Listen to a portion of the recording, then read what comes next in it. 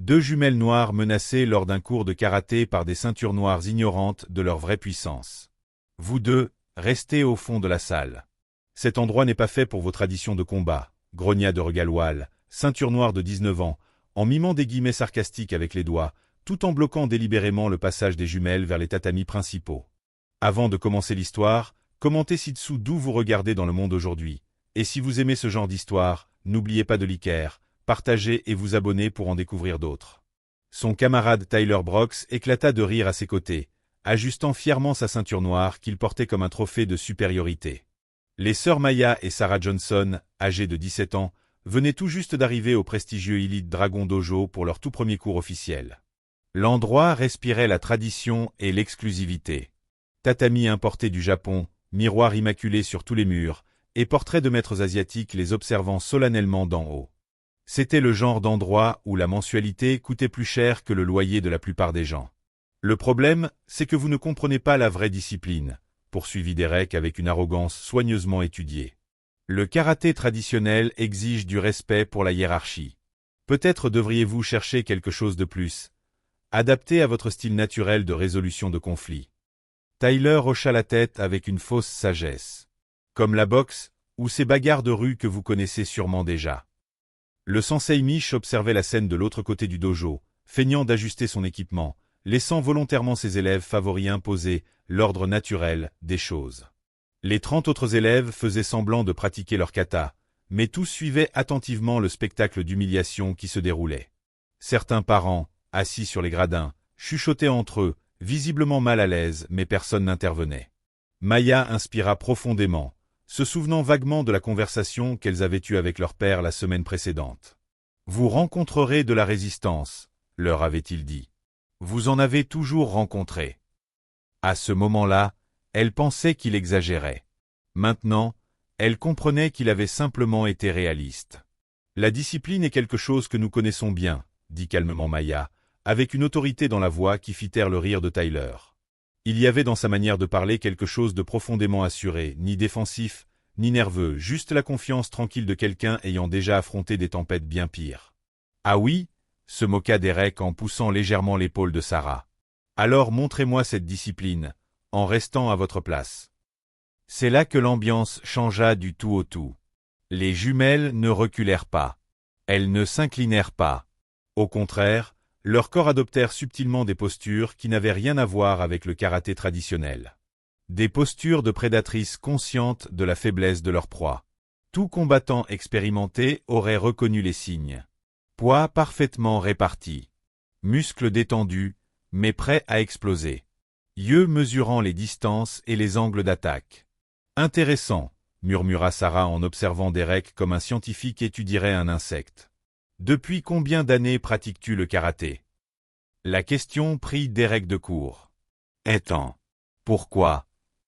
Curiosité professionnelle, répondit Maya avec un brin de malice dangereuse dans la voix.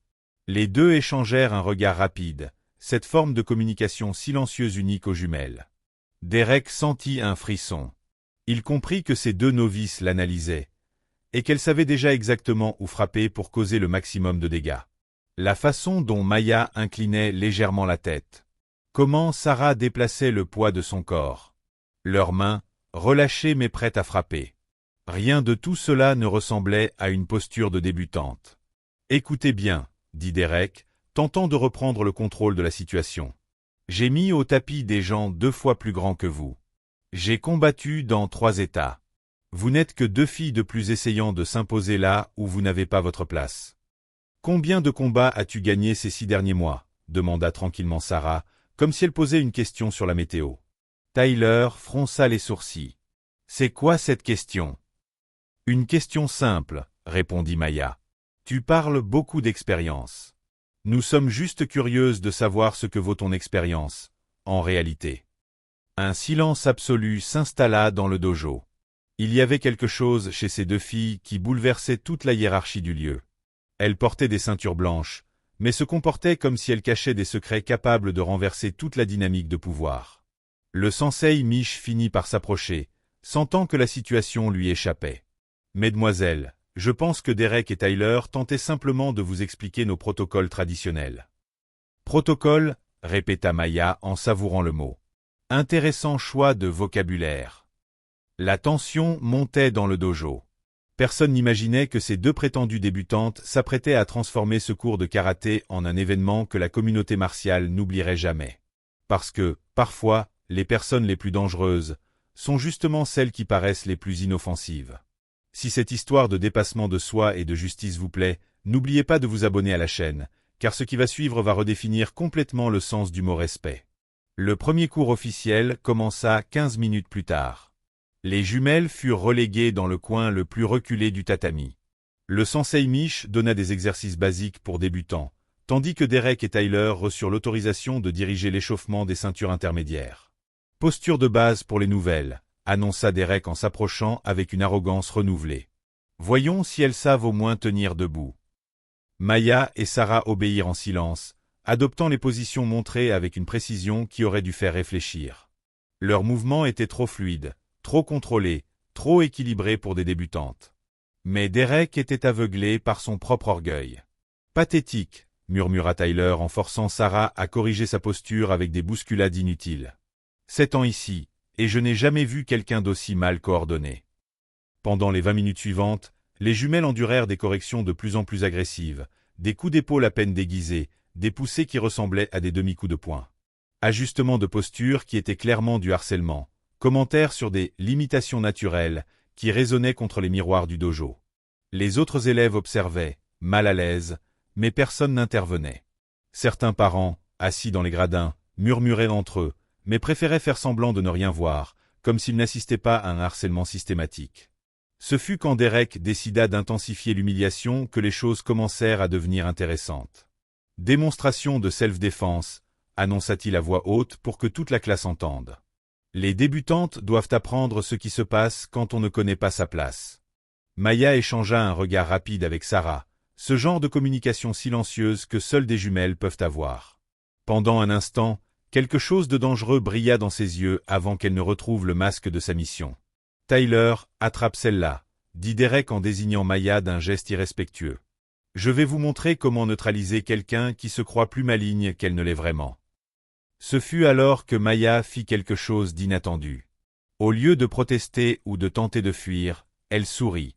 Ce n'était pas le sourire nerveux d'une victime, mais le sourire complice de quelqu'un qui venait de recevoir exactement l'occasion qu'elle attendait. « Viens, dit-elle calmement. » Ce soir-là, dans l'appartement familial des Johnson, le colonel à la retraite Robert Johnson observait ses filles se mettre de la glace sur des hématomes discrets tout en rédigeant le rapport du jour. « Ils ont mordu à l'hameçon, » dit Maya en examinant une marque violette sur son avant-bras. « Derek et Tyler pensent qu'on est des cibles faciles. »« Le sensei ferme les yeux sur tout, » ajouta Sarah. « Tant que les parents riches paient. » Robert Johnson avait 52 ans et avait passé 25 années à entraîner des soldats d'élite au combat rapproché. Après avoir quitté l'armée, il avait passé les 10 dernières années à former ses filles à une combinaison mortelle d'arts martiaux, Krav Maga, Jiu-Jitsu brésilien, Muay Thai et boxe. « Combien de temps pensez-vous pouvoir maintenir la couverture » demanda-t-il en servant du thé pendant que les jumelles relataient chaque détail des agressions subies. « 2, peut-être 3 semaines. » répondit Maya en fléchissant les doigts d'une manière que tout combattant reconnaîtrait comme un échauffement pour un vrai combat. Derek devient plus agressif. Tyler aussi. Parfait. Robert sourit avec une fierté paternelle. Laissez-les se sentir puissants. Laissez-les croire qu'ils ont trouvé les victimes parfaites. Le plan était bien plus sophistiqué que tout ce que pouvait imaginer l'élite du Dragon Dojo. Les jumelles n'étaient pas de simples lycéennes à la recherche d'une activité extrascolaire. C'étaient des combattantes expérimentées avec plus de 10 ans d'entraînement intensif, venues enquêter sur des accusations de discrimination systémique que Robert avait reçues via ses contacts militaires. 3 familles noires avaient déjà retiré leurs enfants du dojo après des incidents similaires, mais n'avaient jamais pu prouver l'existence d'un comportement discriminatoire répété. Les accusations étaient toujours niées, les preuves toujours perdues, et la réputation du sensei restait intacte. Le problème, c'est qu'ils sont malins, observa Sarah en montrant à son père quelques photos prises discrètement pendant l'entraînement. Tout a l'air d'un entraînement légitime si tu ne sais pas quoi chercher. C'est pour ça que vous êtes là, répondit Robert en examinant les images. Pour leur donner assez de cordes pour qu'ils se pendent eux-mêmes. Les jumelles portaient des micro-miniatures cousues dans leur ceinture blanche, des caméras HD camouflées en boutons de leur uniforme, et des applis sur smartphone capables de transmettre les preuves en temps réel vers des serveurs sécurisés. Plus important encore, elles avaient la patience et la discipline nécessaires pour endurer des semaines d'abus systématiques tout en documentant chaque agression, chaque remarque raciste, chaque négligence volontaire de la part de l'administration. Derek va tenter quelque chose de plus sérieux bientôt, prédit Maya en étudiant les notes qu'elle avait prises sur les comportements des agresseurs. Il était frustré aujourd'hui car on n'a pas réagi comme il espérait. Et Tyler commence à tester les limites physiques, ajouta Sarah. Les bousculades deviennent des gifles. Les gifles vont devenir des coups de poing. Robert acquiesça, reconnaissant des signes qu'il avait vus dans des dizaines de combats. Quand ça arrivera, vous savez ce qu'il faut faire. Les jumelles sourirent en parfaite synchronisation, comme deux prédatrices voyant enfin leur proie s'approcher du piège. Pendant que Derek et Tyler dormaient paisiblement, rêvant de nouvelles façons d'humilier les prétendus novices, les sœurs Johnson passaient 2 heures de plus dans leur sous-sol aménagé en salle d'entraînement, à perfectionner les techniques qui transformeraient leur prochaine confrontation en un événement que l'élite du Dragon Dojo n'oublierait jamais. Ce que leurs agresseurs ne pouvaient même pas imaginer, c'est que leur prochaine victime, ce n'étaient pas seulement des combattantes expérimentées, mais aussi des expertes pour enseigner aux brutes. Des leçons qui marqueraient leur vie à jamais. La 3e semaine au Elite Dragon Dojo commença avec Derek, qui décida d'intensifier définitivement la violence. Aujourd'hui, il y a une démonstration spéciale, annonça-t-il à la classe, les yeux fixés sur les jumelles avec une pure malveillance. On va leur apprendre ce qu'est le respect, par la douleur. Tyler sourit à ses côtés, ajustant sa ceinture noire comme une arme. Combat libre, sans règles ni protection pour les débutants. Il était temps de séparer les petites filles des vrais combattants. Le sensei Mish observait depuis un coin, clairement conscient de ce qui allait se passer, mais feignant de superviser les échauffements ailleurs. 30 élèves formèrent un cercle. Certains semblaient mal à l'aise. D'autres impatients d'assister à un nouveau spectacle d'humiliation, devenu une routine dans ce dojo. Maya d'abord, grogna Derek, adoptant une posture de combat avec une arrogance exagérée. Je vais briser ton arrogance morceau par morceau. Peut-être qu'après ça, vous comprendrez votre vraie place.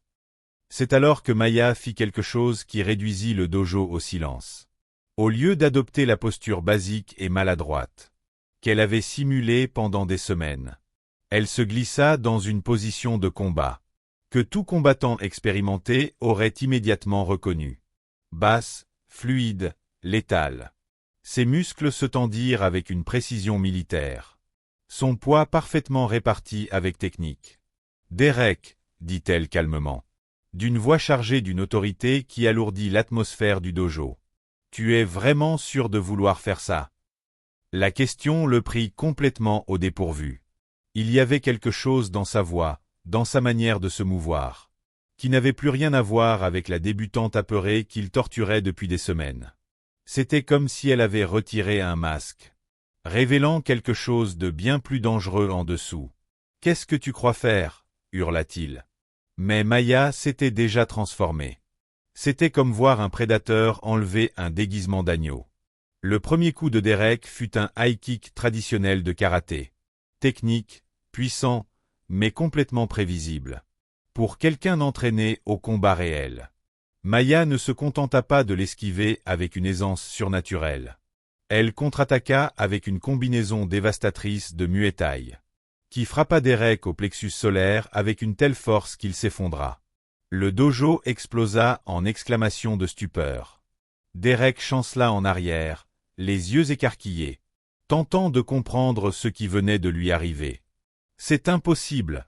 cria Tyler en courant désespérément vers son ami. « Elle est ceinture blanche. »« C'est pas possible. »« Elle l'était, » répondit Sarah avec un calme glaçant, adoptant à son tour une posture de combat, alors que Tyler s'approchait en panique.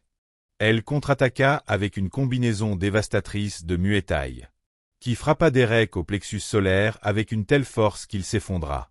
Le dojo explosa en exclamations de stupeur. Derek chancela en arrière, les yeux écarquillés, tentant de comprendre ce qui venait de lui arriver. « C'est impossible !»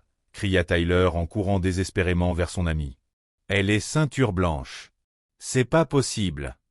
Elle l'était, répondit Sarah avec un calme glaçant, adoptant à son tour une posture de combat, alors que Tyler s'approchait en panique. Maintenant, nous sommes exactement ce que nous avons toujours été. Tyler lança une attaque totalement désespérée.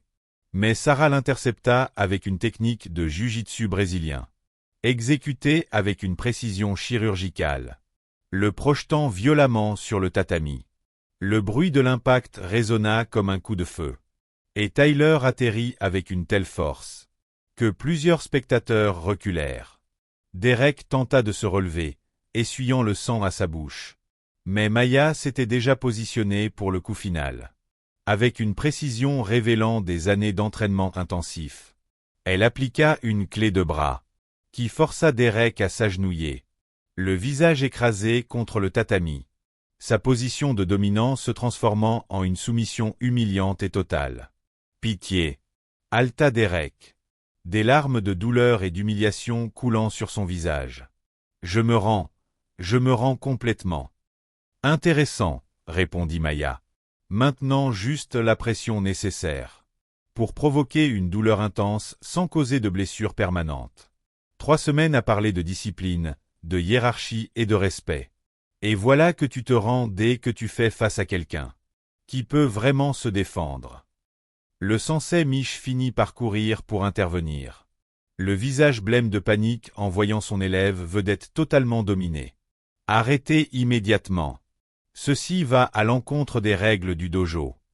Quelles règles? Demanda calmement Sarah, immobilisant Tyler avec professionnalisme, tandis que celui-ci pleurnichait contre le tatami. Celles que vous avez ignorées pendant 3 semaines d'abus systématiques. C'est alors que Maya sortit son smartphone de sa poche, sans lâcher Derek d'une seule main. Sensei Mish, voulez-vous expliquer à cette caméra en direct pourquoi vous avez laissé vos élèves faire des commentaires sur des singes apprenant des mouvements humains et sur les traditions de combat de rue? Le visage de Mish devint livide. Vous avez tout filmé. 3 semaines complètes de preuves, confirma Sarah, montrant également son propre appareil.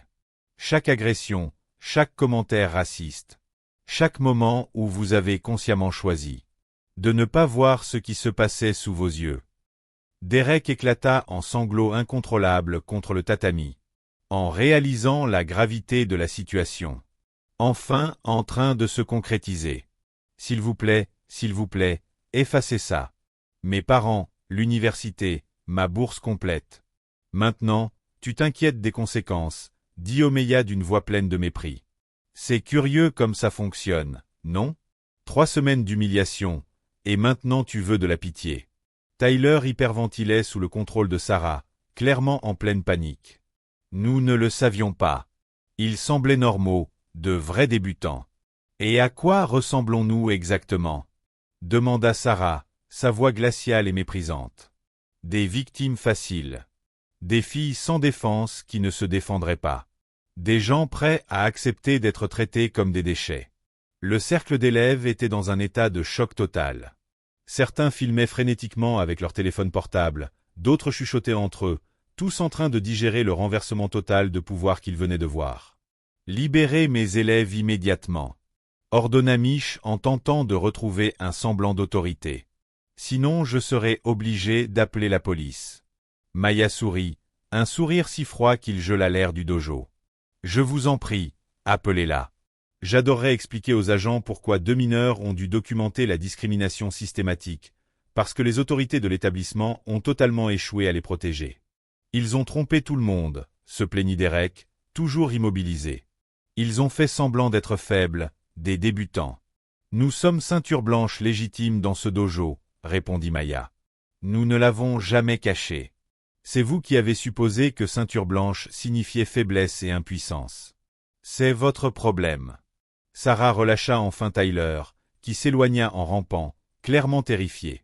Au fait, Derek, Tyler, Sensei Mish, vous devriez savoir que notre père est le colonel Robert Johnson, spécialiste militaire des enquêtes sur la discrimination institutionnelle. Le nom frappa Mish comme un coup de poing dans le ventre. Robert Johnson avait une réputation légendaire pour démanteler les systèmes abusifs dans les organisations militaires et civiles. Il attend notre rapport final ce soir, ajouta Maya, libérant enfin Derek, qui s'effondra au sol en position fétale. Avec toutes les preuves numériques que nous avons déjà envoyées à des serveurs externes. Alors que les jumelles s'éloignaient calmement, laissant derrière elles deux brutes complètement détruites et un instructeur en panique totale, le silence dans le dojo était assourdissant. Derek et Tyler, qui s'étaient sentis supérieurs et puissants pendant des semaines, faisaient désormais face à la réalité dévastatrice. Leur vie, leur réputation, leur avenir, leurs rêves étaient désormais entre les mains des deux filles qu'ils avaient sous-estimées de façon catastrophique. Mais si vous pensez que cette humiliation publique était la fin de l'histoire, préparez-vous à découvrir que la vraie justice ne faisait que commencer. 6 mois plus tard, les sœurs Johnson parcouraient les couloirs de l'université d'État en tant qu'instructrices invitées du programme de lutte contre le harcèlement dans les arts martiaux. Leurs conférences sur la discrimination déguisée en tradition remplissaient les amphithéâtres, et des écoles de tout l'État demandaient leurs ateliers sur la façon d'identifier et de combattre les abus systémiques. Vous vous souvenez du dojo Elite Dragon ? Demanda Maya à un public de 300 étudiants en éducation physique. Il a fermé définitivement en mars. L'enquête dirigée par le colonel Robert Johnson avait été dévastatrice et minutieuse. Les enregistrements des jumelles avaient servi de preuve centrale dans un procès qui mit en lumière des années de discrimination systématique, non seulement contre les élèves noirs, mais aussi contre tous les élèves dont les familles ne faisaient pas partie du bon cercle social. Le sensei Mich perdit définitivement sa licence d'instructeur et fut poursuivi pour négligence institutionnelle. Elite Dragon Dojo fut contraint de verser des indemnisations de plusieurs millions à 17 familles ayant retiré leurs enfants à la suite d'incidents similaires. Derek Wall ne retrouva jamais d'opportunité dans les arts martiaux compétitifs. Sa bourse complète pour l'université de Duke fut annulée lorsque la vidéo de son humiliation dans le dojo devint virale, accumulant plus de 8 millions de vues. Aujourd'hui, il travaille dans l'entrepôt du magasin d'articles de sport de son père, bien loin des tatamis où il se croyait supérieur. Tyler Brooks abandonna complètement les arts martiaux après avoir développé une anxiété sévère liée au combat. Il déménagea dans un autre État avec sa famille, qui perdit plusieurs contrats commerciaux après que la communauté locale eut systématiquement boycotté leurs affaires. L'ironie, expliqua Sarah aux étudiants, c'est qu'ils ont passé des mois à essayer de nous enseigner notre place et la hiérarchie, mais ils n'ont jamais compris que la vraie force ne vient ni des ceintures colorées ni des privilèges économiques. Les jumelles avaient fondé leur propre salle, Dignity Combat Art, spécialisée dans la formation des jeunes confrontés à la discrimination. Leur méthode combinait techniques martiales traditionnelles, éducation aux droits civiques et documentation des preuves. Nous n'apprenons pas à nos élèves à chercher la bagarre, poursuivit Maya. Nous leur apprenons à reconnaître quand une bagarre a commencé, même si elle se cache derrière la tradition ou la discipline. Le public applaudit, mais la véritable validation vint des résultats. Des dizaines de cas de discrimination dans les écoles et les académies furent dénoncés par des élèves formés par les sœurs Johnson. Le modèle de documentation systématique qu'elles avaient développé devint la norme nationale pour les enquêtes sur le harcèlement institutionnel. Robert Johnson observait avec fierté depuis le fond de l'auditorium. Ces filles avaient transformé une expérience traumatisante en un outil de changement social, prouvant que la meilleure vengeance était le succès au service des autres. « Vous voulez connaître le secret ?» demanda Sarah en s'approchant de la fin de la présentation. Derek et Tyler n'ont jamais été nos véritables ennemis. Ils n'étaient que les symptômes d'un système malade. Le véritable ennemi, ajouta Maya, c'est la culture qui permet à des gens comme eux de prospérer en humiliant systématiquement les autres. Et les systèmes, eux, ne changent que quand qu'on ne les combat qu'avec intelligence et preuve. Une étudiante leva la main. Comment avez-vous gardé votre calme pendant 3 semaines d'abus? Parce que nous savions que chaque insulte, chaque agression, chaque moment d'humiliation était enregistré, répondit Sarah. Ils pensaient nous détruire, mais en réalité, ils construisaient eux-mêmes le dossier qui allait les anéantir. La vengeance, ce n'était pas de vaincre 2 brutes au combat, expliqua Maya. C'était de transformer notre douleur en une force assez puissante pour protéger des centaines d'autres enfants qui auraient subi les mêmes abus si nous n'avions pas agi. Aujourd'hui, d'anciens élèves de l'élite Dragon Dojo cherchent les sœurs Johnson pour s'excuser de ne pas être intervenus lorsqu'ils avaient été témoins des abus. Beaucoup sont devenus des défenseurs actifs contre la discrimination dans leur propre communauté.